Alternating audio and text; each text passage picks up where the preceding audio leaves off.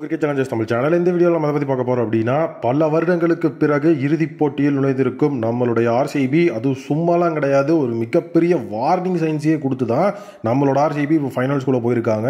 So Punjab Kings vs RCB அப்படிங்கிற அந்த ஒரு குவாலிஃபயர் 1 மேட்ச்னு பார்க்கும்போது பஞ்சாப் கிங்ஸ் அன்கேப்டு பிளேயர்ஸ் எல்லாம் வச்சு வேறு லெவலில் இவ்வளோ தூரம் வந்திருக்காங்கன்னா அவங்கள வந்து நம்ம அண்டர் எஸ்டிமேட் பண்ண முடியாது. கண்டிப்பாக அந்த டீம் ஒரு பயங்கரமான டீம் தான்.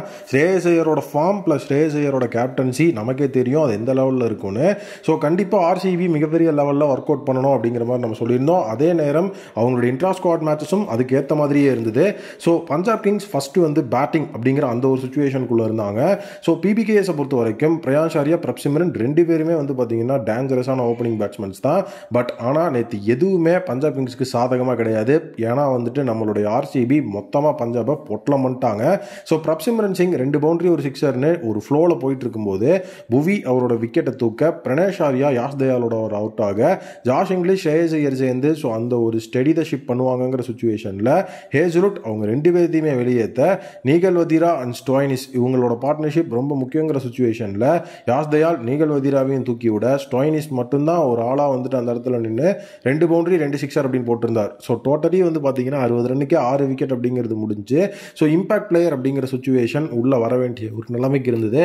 முஷீர் கானை இம்பாக்ட் பிளேயராக கொண்டு வந்தாங்க. பட் அந்த டைமில் தான் சுயாஷ் சர்மா ஒரு வெறித்தனமான ஒரு பவுலிங் அப்படிங்கிறத போட்டார். ஸோ ஸ்டோயினிஸ், சஷாங்க் சிங், முஷீர் கான் அப்படின்னு சொல்லிட்டு அந்த லோயர் டவுன் ஆர்டரை மொத்தமாக தூக்கிட்டு போயிட்டு Suyash Sharma அஸ்மதுல்லா Omar Joy 18 run அடிக்க.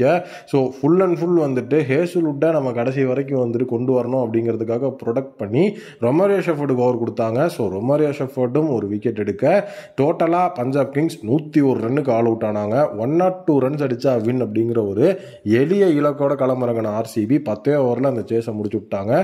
Phil Salt and Virat Kohli இவங்க 2 பேரும் தான் ஓப்பனிங். ஃபில் சால்ட் வழக்கம் போல் அதிரடியான ஆட்டம் தான்.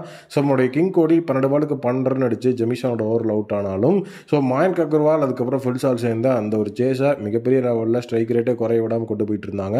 13 பாலுக்கு 19 முஷீர் கானோட ஓவரில் மயங்க் அகர் அவுட் ஆனார். ரஜத் படிட்டர் உள்ள 8 பாலுக்கு 15 ரன் அப்படிங்கிறத அடிச்சு. ஸோ அந்த இடத்துல வந்து பார்த்தீங்க அப்படின்னா முஷீர் கானோட ஓவரில் ரஜத் படிட்டர் 6 மூலியமாக வந்து மேட்சை வந்து முடிச்சு விட்டாங்க. So RCB IPL 2025 ஃபைனலுக்குள்ளே நுழைகிறாங்க. ஸோ கண்டிப்பாக வந்துட்டு ஆர்சிபியை பொறுத்த வரைக்கும் இந்த ஒரு சீசன் அப்படிங்கிறது உங்களுக்கு எப்படி இருந்திருக்கு அப்படின்னா 2016 ஐபிஎல் சீசன் நம்ம பார்த்துருப்போம். ஸோ டோட்டலாக எல்லா பேஸஸையும் கவர் பண்ணி சூப்பரான சாலிடான டீமாக இருந்தாங்க. இந்த தடவை 2025 டீமும் அதே மாதிரி தான் இருக்குது. ஸோ கண்டிப்பாக இந்த ஒரு டீம் பந்தை அடிக்கும் அப்படிங்கிறதுல எந்த விதமான டவுட்டும் கிடையாது. இப்போ நம்ம டைரக்ட் ஃபைனல்ஸ் போயிருக்கோம். ஸோ நம்ம வந்து யாரை ஃபேஸ் பண்ண போகிறோம் அப்படிங்கிற ஒரு சினாரியோ அந்த இடத்துல இருக்குது. ஸோ கண்டிப்பாக நம்மளுடைய ஆர்சிபி அப்படின்னு வரும்போது ஆர்சிபி vs எம்ஐ ஃபைனல் வர்றதுக்கான சான்சஸ் இருக்குதுன்னு எனக்கு தோணுது. நீங்கள் என்ன நினைக்கிறீங்க அப்படிங்கிறத கமெண்ட்டில் சொல்லுங்கள்.